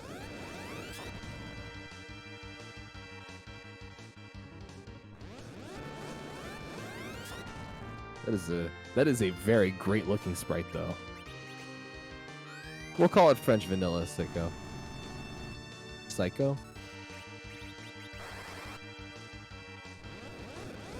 But yeah, in After Years, creator is kind of just like a second Zeromus.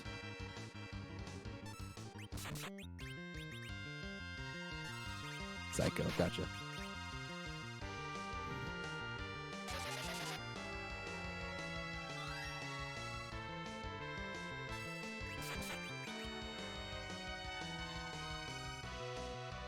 Certainly Hey looks guys, like- quick. Don't know. Nah, go ahead. I don't know, but Edge is going to be very fast, so if you get Edge and Kane Zerking, you might not really need it. Tella even survived. That's a pretty impressive feat. That is amazing. Good job, Tella. Oh my goodness. Oh, and StupidSecksyFlanders is just getting beat up by these dealers, unfortunately. Pokerific. If there is an After Years randomizer, You just gave me some bad ideas. I believe that idea started with after years. I like the after you. I'm going to have some serious questions about your taste. I mean, it's always fine to go and enjoy different games. I played that game and got to the last chapter and decided, no, I'm happy with what I played of this and don't feel... I'm fine just leaving it here where it is now.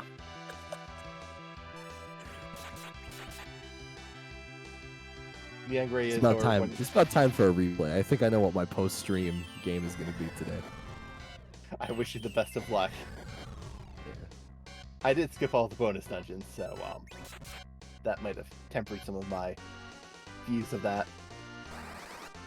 Ah, you got to grind it all out. It's a grindy game, but the grind is fun because you just get to once you hit that level cap for each chapter, and you just start flying through. Oh, it's amazing.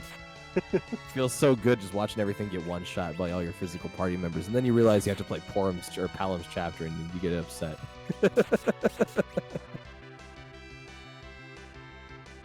xPankraz is incredibly clean fight. It is an incredibly clean fight. He's doing wonders to this boss right now. It's actually very impressive.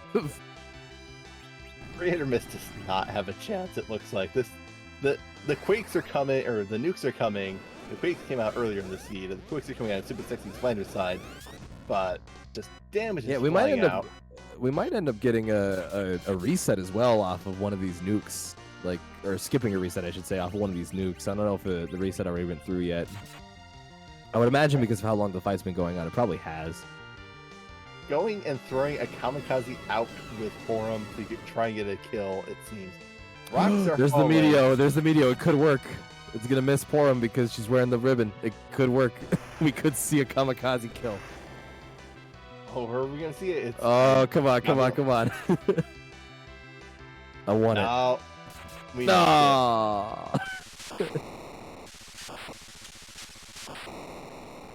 Edge steals the victory from Forum.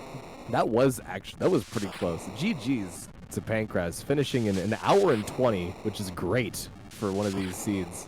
That's a great end time. But man, being 2 swings off from a kamikaze Porum kill working is a little disheartening. It's impressive just because that's you got a very narrow range to go and get that when you have Porum. Only 1200 HP on her. Yeah, true enough.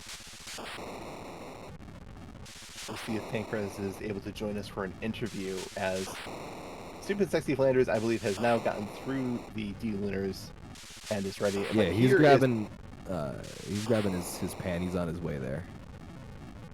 But we are joined by xPankraz. GG's xPankraz. That was... How did you feel about that seed? I mean, it was a pretty fun one. There were a couple little bonks in the road, namely like Bum Bum and the Alt Gauntlet and the Magus Sisters, and there was a good number of them at any given moment. But glad that I played well and managed to come away with a win here. Yeah, not to mention that Demas that was in Mount Ordeals that kind of messed you up the first go around, but then you came back with a vengeance. I'm flying through the early game. I cut my looting short with the Dancing Dagger, the Mutant Knife, the Lightsaber. I'm through Fabul at like 6.5, 7 minutes or something, and I'm feeling great. And then the Demist in the chamber fight without any J items just completely killed my momentum, or so it felt. And so what would have been like a really, really nice, 23, 24 minute overworld clear was just bogged down as I went and had to go and find that big bomb in Damcian. Yeah, it didn't seem to matter too much in the long run because you did have the momentum for pretty much that entire seed. There were a couple of times we were like, it's a little neck and neck because Flanders did find a rune axe somewhere along the way, which was a little bit better than your Mutant Knife. But once you got back going in the second half of the run, you kind of swept it a little bit. Granted, he is only a couple minutes behind you now, getting that pan right after you beat Zeromus, so he's on his way to finish off his run right now. Yeah, I popped in for a quick little sneak peek, and it looks like he did a half tower play. He went and bounced off the D-Lunars the first time up. He went up there, took the fight, wasn't able to get through and decided, okay, I'm going clearing out the rest of the underworld. Still had Dwarf Castle, still had Sealed Cave, still had Sheila, and got the pan from that. So I figured, oh, we'll go and get something good. Gotcha. There is a moon paladin. That's kind of funny. Oh yeah, I threw away 2 light swords, so naturally he's gonna show up. Well, sit down that your Flanders would take him anyways because you did your grind Mm. right after Tower. He gave up. He said, "No, I don't want it." I don't know what he was looking for. Besides, it's the only thing I can think of, unless he was maybe looking for like a Rosa to replace the Porum with. But I don't know. Yeah, or maybe just another slingshotable mage. I think. Maybe, You know, maybe, if I maybe. didn't do a siren grind, I'd probably have peaked the moon character for Rosa or Iridia and gone for reflect strats. But instead, I had double ninja, power shirt, strength ring, edge, and he did damage. Yeah, you certainly sold a lot to go and get that edge geared out. What was your thought behind just let me sell the farm and get edge just completely kitted out? I mean, I had already sold, half of or started the farm mortgage, took out a second one in order to get that ogre axe for Kane at the beginning, and I looted a couple more chests in Baron, on Ordeals, in Damsian, and all I was finding was stuff that was worth money, nothing to actually make my team stronger. So seeing the edge, seeing the ninja swords, I went back in for the full moon. I didn't know the ninja swords were there, and then hey, there's ninja swords here. So sold everything I could, and knew that with his bandana black belt that he comes with these 2 ninja swords here, he is going to completely tear through anything on the hook route, and tear through Mom Bomb he did. Makes sense. And speaking of that hook route, did you give any consideration to doing the twin harp that you had from Demist before doing that hook route, or were you just saying, no, I don't want to keep mucking around Overworld, I want to just go underground? There was a little bit of consideration for it, and there was always that worry, is this the magma key? Am I, just doing this alt gauntlet for nothing? But going through it, or rather, I thought that Twin Harp would be fine to do afterwards. I'm going to be setting up Sheila 1, I'm going to be at 1 hit point anyway, and above all, going back to that momentum feel at Ordeals, I didn't want to spend any more time above ground after having to walk back out and spend 5 more minutes up there than I wanted to. I wanted to get underground, get going, and use the power of this stupidly strong edge that I have, and see if we can leverage that underground. Certainly makes a lot of sense. Yeah, I understand the play. Wyvern's package boss, that would be funny. When you actually got into go mode, you kind of went straight into that egg fight. You also, I like the way that you stole the sirens, killing off all the party members just so that Edge could just solo steal everything. It's a couple seconds faster, but couple seconds has mattered in some of these races. Oh yeah, down to the wire on definitely on some of these VODs. One of the ones that happened earlier today, I heard was going to be really worth watching later. So I'll stay tuned for that, or I'll probably peek that. But as far as getting everything set up for the grind fight goes, you didn't really seem to look for any other party members. Like as soon as you had go mode, you just kind of went for it. So you were happy with only having the 2 physicals. Yeah, I was very happy with the party that I had at that moment. Edge was very, very strong. I knew I could get Palom and Porum both to big spells. I would be pumping out a solid 6,000 to 7,000 damage per round with Berserkers, with extra nukes to back it up. I figured it would be a very comfortable and pretty safe Zeromus fight. There was a little bit of consideration. Maybe a Cecil would make me a little bit faster. Maybe a trip to Coco would shave off 5 seconds. If, but is that worth the trip to Coco? Yada yada. I figured it was just best to, steal the sirens on my way down from the tower before I knew I was in go mode. And then with the pan in hand, I'm like, okay, let's just bust these out once I remember that I'm going to bust these out instead of going back to the overworld. Get the grind done, get everybody really strong, because this party is a very solid party. Yeah, and with how clean that Zeromus fight was, I mean, it didn't really seem like Porum cared too much about those big bangs. No, not with, a wizard shirt and her Nirvana. That's all she needed. The singular big bang that did show up. It was a nerfed one too. It was a good fight. Very good fight. Very clean. Very solid, thick, solid, and tight. But that just put you at a 1-game advantage in your set. How are you? When is your next game scheduled for? Our next game tomorrow night, exact same time, 6 o'clock Eastern. Don't know, where it's going to be at. Khadgar, Randomania, Free Enterprise, wherever. But I know that it's going to be a good race, and I'm looking forward to it. I'm definitely excited to see you play. Evelyn, do you have any final questions for Pancras? No, we kind of got your thoughts on the seed overall, so I think I'm pretty content with seeing into the mind of Pancraz up to this point. Yeah, it was a fun seed with a couple little roadblock challenges that keep things interesting. People like to sigh about Tella, but he presents a unique challenge, especially with the Ordeals 3 fight. So, as evidenced in this seed. So he also seems like a one. very good. He also seems like a very good hero because he can keep him on the ground where he's probably going to be most of the time, and he still gets the XP. Yeah, Floor Tella makes his resurgence, and he's still every bit as slow as he was previously. So you can still abuse all of the agility manipulation that you want, especially if you find a cursed ring in Evelyn Cave. Oh yeah, that was a good curse ring indeed. Finding that early on like that. But in either case, massive GGs to Flanders. I'm sure looking back to watching the VOD, seeing our divergence, seeing, everything that you, Ivalon, and Baka have to say. Thank you for the commentary. Thank you, Psycho, for the seed. Thank you, Alchemy, for the tracking. Thanks to all of you on the Restream crew. And thanks to the admins for all their work in putting on this event.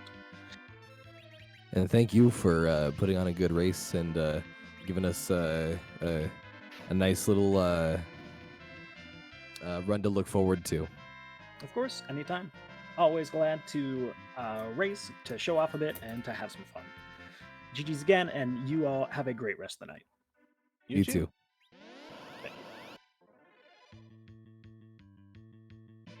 All right, so we do have StupidSecksyFlanders on his grind fight at the moment. Just getting it out of the way pretty quickly here. Probably going to be finishing off this seed within the next 10 minutes here, maybe less than that, actually, probably closer to 5 minutes because he's already got Bahamut complete. He's literally just doing this. This is the last thing to get that white mage slingshotted up, I think is what's going on. Yep, definitely just going and getting that final Zeromus prep as we're going. There are 4 other races on this night. If you stick around here, because we're going to be sending you off to another race once StupidSecksyFlanders finishes.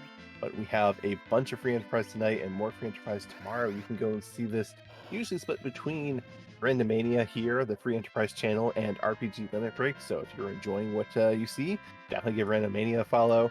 Go and keep an eye out on the Final Fantasy IV category.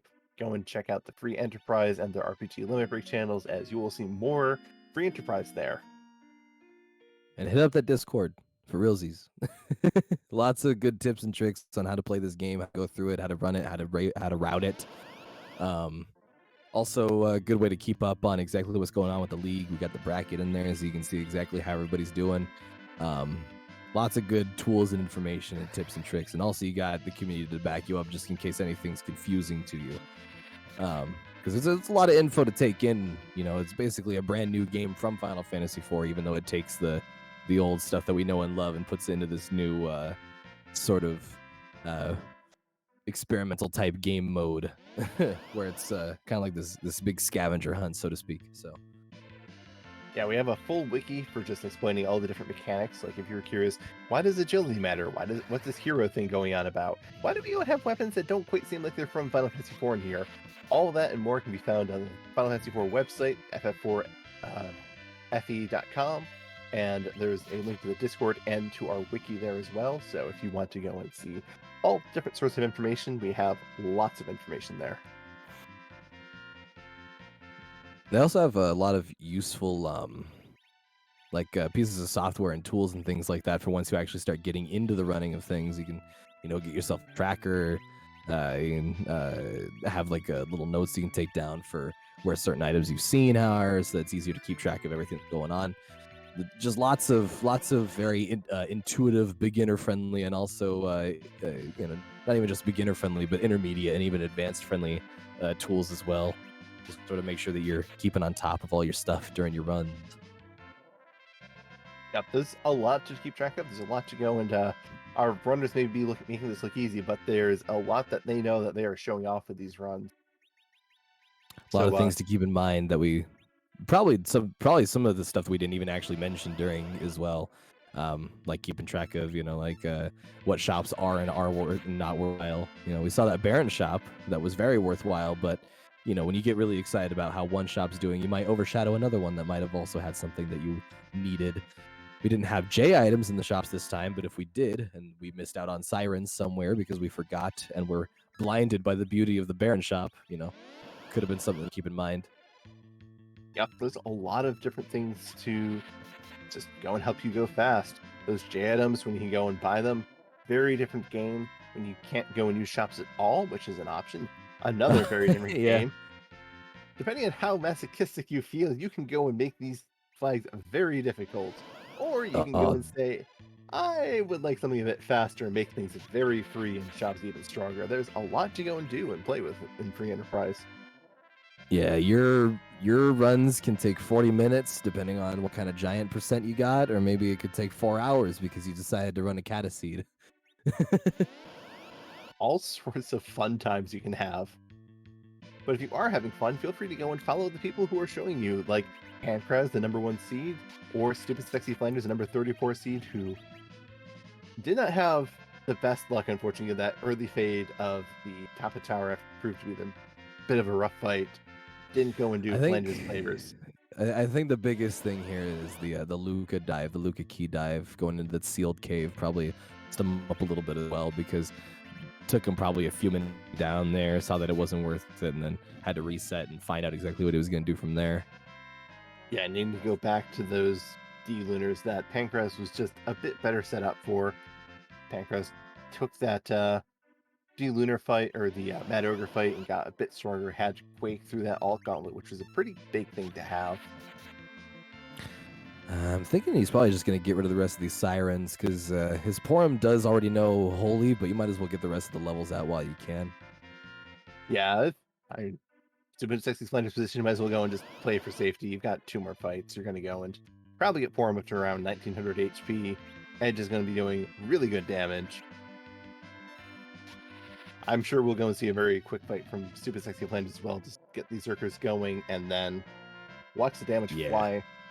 Once that fight gets going, it's going to get going fast. Blink and you might miss it. Yep. Excuse me. StupidSecksyFlanders appears to go and be heading off at this point. Looks to be going back down to the Coco shop. Like, going to be trying to get another power shirt for one of these members. Hard to go and disagree with this because, yeah, that's... Oh, excuse me. Going and taking a fight here to steal a silk web from the centipede. Ah, makes sense. Yeah, because he's going to want to use the silk web to cast slow on Zeromus there. Hopefully the black hole will not cause the slow to wear off prematurely. It looks like he's going to be getting more than one of these, maybe? Oh, no, he's just casting stop on it there. Yeah, he's going to want to be getting a couple of these. Probably like another 2 or 3 if I had to guess. Just so that he's got some in reserve in case a black hole does go off and nullify the slows. This black hole will not nullify slow because it only hits your party. Because it's on Does it Zeromus. really? Yes. It will nullify haste on your party, but it won't nullify slows. I always thought it just nullified everything. I mean, it only stacks up to twice anyways, or maybe it's 3 times. I can't remember. Either way. That is interesting to keep note of. I thought black hole affected everybody. No, but if you want to go in to get rid of slow and Zeromus, throw a heal potion on him. That's a good way to go and So a strategy you won't go and see in this tournament, but is used in others. Remember how we talked about those J items when you can buy them in shops? A way to kill Zeromus is to put Star Veils on your party and trigger counter nukes from Zeromus and reflect them back at Zeromus. And make Zeromus kill himself that way. Yeah, and if you have enough J items to do it, which you probably will if you can buy them in shops, then you can just throw a whole bunch of everything. Honestly, you can throw whatever you want at him, and he'll counter it with nuke because he counters the fight command, or he doesn't counter the fight command at all. He counters summons with bio on the whole party, and he counters magic and items with nuke on one party member. So you can do all kinds of crazy stuff. And, I mean, if you're feeling really bold, you can do it with just one Edward, because Hyde, it also dodges Big Bang damage. Yeah, it does, and it's really funny to see too, because it looks like he's just tucking his head between his legs. He's like, "Don't hurt me," and Zeromus is like, "Where'd he go?" Which way did he go? Which way? I am going and destroying the entire universe, and yeah, I cannot go and hit the bar that is just standing slightly off screen, or in the PSP version, slightly behind the back row. Yeah, because in the PSP version, he doesn't even actually go all the way off screen. He just kind of hops over into the corner away from everybody else. He's not gone. He's just not there. He's got his head down saying, "You can't see me, you can't see me, you can't see me," and apparently, it works really well. They can't. In the endless void of space, there are plenty of places to hide, I suppose. Yes, on the endless void of space, open plain, no obstructions. Edric can hide. By just it's a vacuum. He sucks himself up. that seems to be in line with a lot of people's opinion of Edge in general.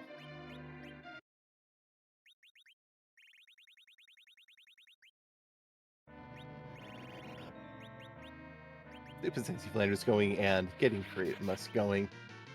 Porum going and queuing up a Silk Web. Missing with the first attack, that's because Zeromus needs to take one action in order to go and say, "I'm no longer immune to everything." Because unlike the kid, it's... There it is. Yeah, Zeromus starts before the fight begins. Zemus there is immune to everything. And Zeromus has to go and actually take down his everything-proof shield, which he does because he's an honorable contestant and not that kid you found on the playground as a child. We all know who you're talking about. You've been called out. I don't know that the nerf actually went off properly, though, because I did see that there was one shake after that Silk Web. The first nerf, you just only need to get a counter nuke, so this one's going to be fine, but if we need subsequent nerfs, we are going to need to be a bit more careful about that. Okay, yeah, there we go. Looks like the nerf did go off pretty well then in that case. You want to, for every subsequent nuke, you want to wait until after he's done shaking to throw a Silk Web at him to slow him down a little bit, and then also every time he shakes, he refills his magic stat. It gets up to really big numbers, and then Big Bang, obviously being a multi-targeted magic attack, requires a high magic stat to deal damage. But once he casts Big Bang, his magic stat goes back down, so that when he inevitably casts counter nukes on you, because you're using magic to try to kill him faster, it won't deal as much damage and one-shot your party members. But if you force a counter nuke before he's able to Big Bang, it will count that as his magic attack, and it will reset his magic stat back down to low numbers. So you'll get those nerfed Big Bangs that we've been seeing, where it does 900 apiece instead of 2,000 apiece. Yes, Zeromus' script is shake, invisible turn, where it actually goes and sets its magic power to a specific value, and then cast Big Bang. So if you want to nerf, you have to go and wait for the magic power to be set, and then trigger your counter nuke after Zeromus has set magic power, but before he goes and casts Big Bang itself. It is trickier than it seems. Yeah, so it's kind of like this nice happy medium where once you see the shake go off, that's when you want to head into your item menu and start going through and finding your Silk Web, because then by the time your character's ready to use it, the stat will have been set. Usually if there's a bit of a pause between hitting the item and using it, then that's how you know you did it right, is because they'll take a second to actually cast the item, whatever it is. Yep, and we did see Zeromus shake, but not Big Bang. That is because we got the HP refill there. Zeromus cheap. He has 61,000 HP, because you can only go up to about 65,000 maximum HP in Final Fantasy IV, thanks to integer limits. But we need to deal 100,000 damage to kill him, and that's because after we do 45,000 damage, the next time Zeromus takes a direct hit, he is going to refill his HP to maximum and change his script slightly. There is a funny thing about the Pixel Remaster version that I don't want to say it, because I don't know how many people have gotten to the Z fight in Pixel Remaster yet, but it's pretty funny. It peels the curtain back a little bit. That's all I'm gonna say. I need to go and play through that myself sometime. I've taken a bit of a break from that because I've been getting through a few other games. But speaking of getting through games, StupidSecksyFlanders is about to get through this one as rocks are falling. Ooh, We're going to go and have is. another Berserk coming out, and this Zeromus down to the last 12,000 HP. going to be finishing this off very quickly.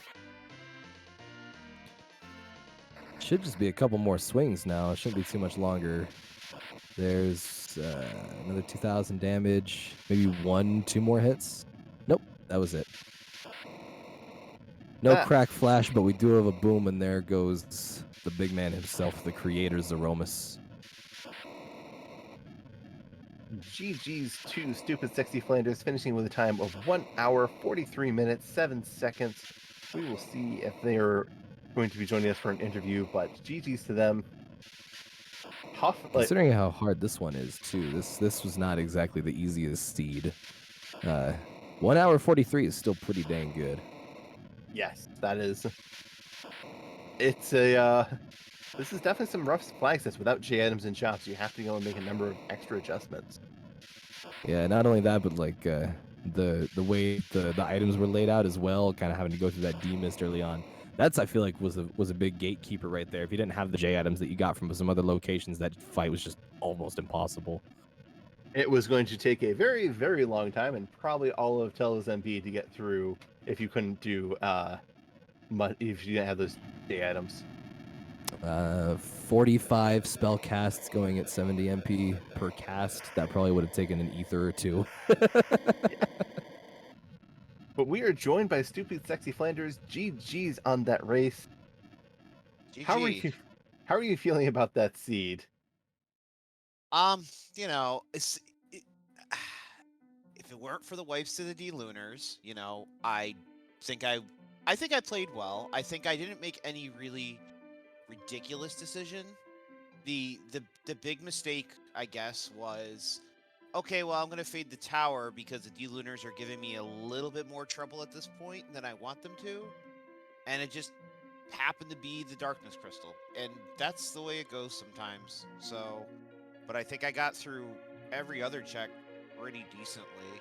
I think there's only one other check that gave me the tiniest little bit of trouble. I think it was like CPU or something. But I'm happy with the way I played. I just ran into some rude stuff here.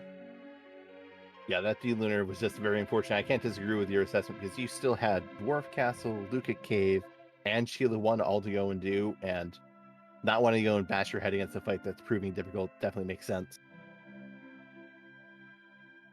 Yeah, and I had the slightly tiniest bit of hope that Pankraz had not done the Twin Harp, and I was like, if he had done that, then I might be okay. I might kind of at least be on pace. Yeah, you had guessed correctly that Pankraz did skip the Twin Harp.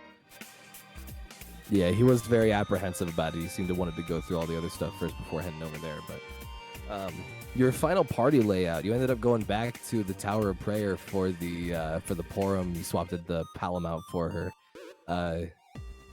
You seem to be a big fan of the triple melee strat with the Yang that you had in the party there. Yeah, part of it was healing, so I had 3 characters who I knew at full health would survive a big bang, and it was, do I want to do nuke the flex strats, or do I want to at least get through consistently? And even before Pankraz had finished, I had decided that I was probably going to swap that Paladin for the Porum and have Tella and Porum berserk 2 characters, while the other one was like the backup, you know, get Porum up so she can cure Force immediately. So that was kind of my strat going in. Makes sense. But as you're going through, how did you feel about that D-Mist in the Crystal Room on Ordeals? I had a bunch of J items, so I was cool with it. I was just glad it wasn't a gauntlet, Tella. So, and I've run into that on a practice seed once, and so if it's like Tella hero, okay, we're hoarding every single J item that we find. The Demus was okay. I saw that, I was like, oh, okay, I'm in the back row. It's not gonna one-shot me. I might need to set up a blink, but I should be okay. And it's another item, so wasn't too concerned about that. I think it was really, maybe I did the Baron in a little too early. I wish I hadn't done that so early, but it also gave me Baron Key, which was cool. So yeah.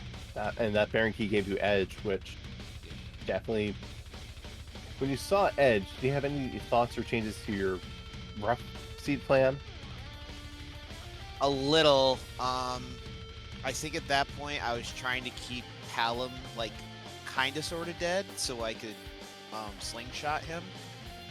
And then I was like, well, with the Palom or with the Edge, I'm gonna end up sneaking a bunch of Sirens anyway and not doing a D-Machine grind. So I don't really need to do that with Palom anymore.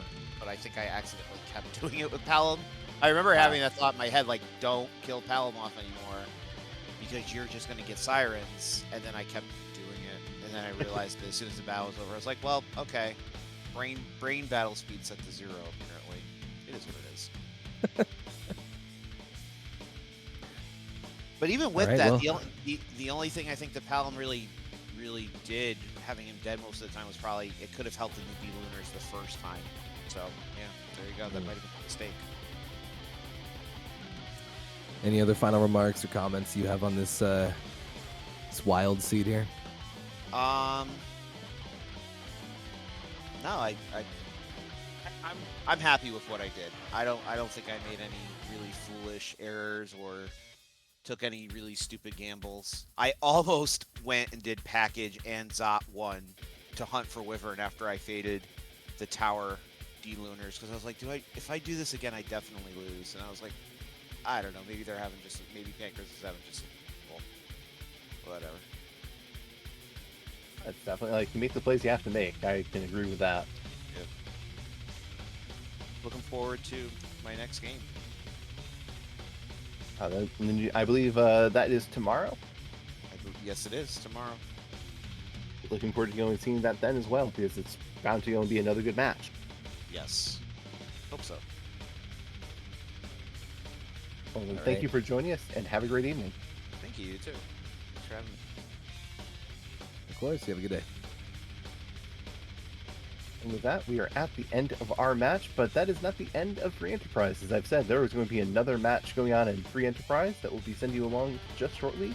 I just want to take this time to thank Psychonaut, our restreamer, Alchemy, our tracker, and Ibalon. Thank you for joining me on commentary. Thank you, Baka Shinobi, for being there as well. Definitely a good game tonight. Support the people that help make this tournament, these events, a reality. Give a follow to this man right here. He's a good co-host. Why not follow him while you're at it? And again, thank you for being out there. Without a community, not much putting on community races. So you guys are just as much to thank as we are. Indeed. And one last note, please do not spoil the results of this race, as there may be people wanting to go and watch it themselves. Feel free to tell them it's a good one, though. Thank you again, everyone. Have a great evening.